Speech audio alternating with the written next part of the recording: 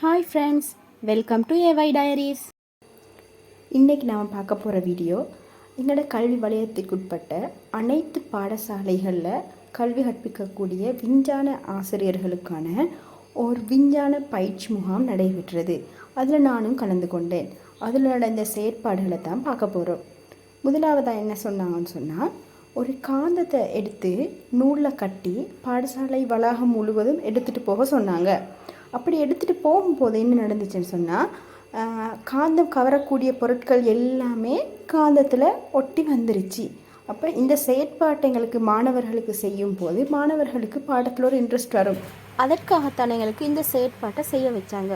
அடுத்து உமி அடுப்போட பயன்பாட்டை காட்டுறதுக்கு எங்களுக்கு நாங்கள் செஞ்சோம். உமி அடுப்பு ஒன்று தயார்படுத்தி அதில் வில்வம் பழம், அதில் பூ, அதை சூடு பண்ணும்போது என்ன நடக்கும்னு சொன்னால் தேநீர் மாதிரி வரும். அதை குடிக்கிறதுக்கான ஏற்பாடு செஞ்சோம். அடுத்ததாக நாம் செஞ்ச செயற்பாடு தான் வாட்டர் ராக்கெட். இந்த வீடியோ பார்த்தீங்கன்னு சொன்னால் உங்களுக்கு விளங்கி கொள்ளலாம் இந்த வாட்டர் ராக்கெட் எவ்வளவு ஃபாஸ்ட்டாக எவ்வளவு தூரம் போகுதுன்னு சொல்லி.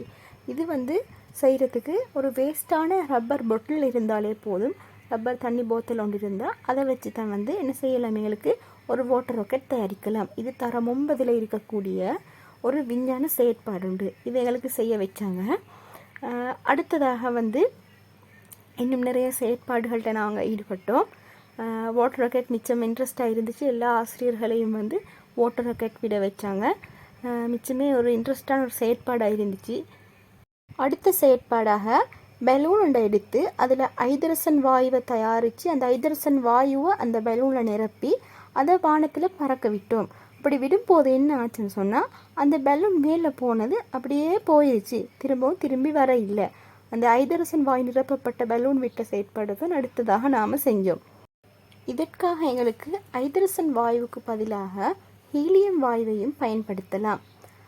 அடுத்து இன்னும் செயற்பாடுகள் ஈடுபட்டோம். ஆனால் அந்த பலூன் போய் சேரும் வரையில் மேலே பார்த்துக்கிட்டே இருந்தோம். எல்லாரும் எங்கே போய் சேருது அப்படின்னு கடைசி மறையும் வரையில் பார்த்தோம். அடுத்ததாக என்ன செஞ்சோம்னு சொன்னால், ஒரு ஃபீல்ட் ட்ரிப் மாதிரி காட்டில் எங்களை பயணிக்க வச்சாங்க. அங்கே என்ன அங்கிகள், எங்கே என்ன வித்தியாசமான தாவர இனங்கள் அவதானிக்கிறோம்னு சொல்லி எங்களுக்கு பார்த்துட்டு வர வச்சாங்க. அது சம்மந்தமாக நிறைய விளக்கங்கள். அந்த ஃபீல்ட் ட்ரிப்பில் நிறைய வித்தியாசமான தாவரங்கள் மற்றும் விலங்குகளை எங்களுக்கு அவதானிக்கக்கூடியதாக இருந்தது. அதில் புதிய அநேகமாக நாங்கள் கண்டில்லாத நிறைய தாவரங்களை எங்களுக்கு காட்சிப்படுத்தினாங்க. ஒவ்வொரு தாவரங்களுக்கும் என்னென்ன பெயர்ன்னு சொல்லியும் எங்களுக்கு அறிமுகப்படுத்தி தந்தாங்க.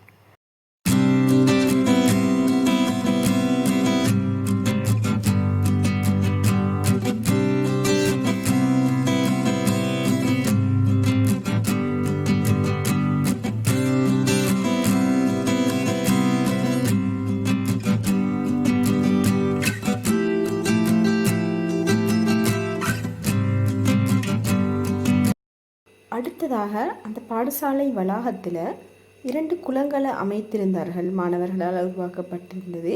அதில் ஒரு குளம் வித்தியாசமான அமைப்பில் இருந்தது. மிகவும் பார்க்குறதுக்கே ஒரு விஞ்ஞான பூர்வமான ஆக்கமாக இருந்தது. அதாவது இதய வடிவிலான ஒரு குளம். அது அழகாகவும் இருந்துச்சு. அந்த இதய வடிவ அழகாக காட்டக்கூடியதாக இருந்தது. இதை வைத்து மாணவர்களுக்கு எங்களுக்கு இதயத்தில் கட்டமைப்பை காட்டக்கூடிய. அடுத்ததாக காகியத்தில் ராக்கெட் செஞ்சு விட்டோம். அதுவும் ஒரு இன்ட்ரெஸ்டிங்கான செயற்பாடாக இருந்தது. அடுத்ததாக திண்மங்களின் தொடர்ச்சியற்ற தன்மையை காட்டுவதற்கான ஒரு செயற்பாட்டில் தான் ஈடுபட்டோம். அதாவது ஒரு மெழுகுவர்த்தியை ஒரு பிளேட்டில் வச்சுட்டு அதில் நிறமூட்டப்பட்ட சாயத்தை ஊற்றும் போது என்ன நடந்துச்சுன்னு சொன்னால், அது மேலே ஏறுறதுங்களுக்கு அவதானிக்கக்கூடியதாக இருந்தது.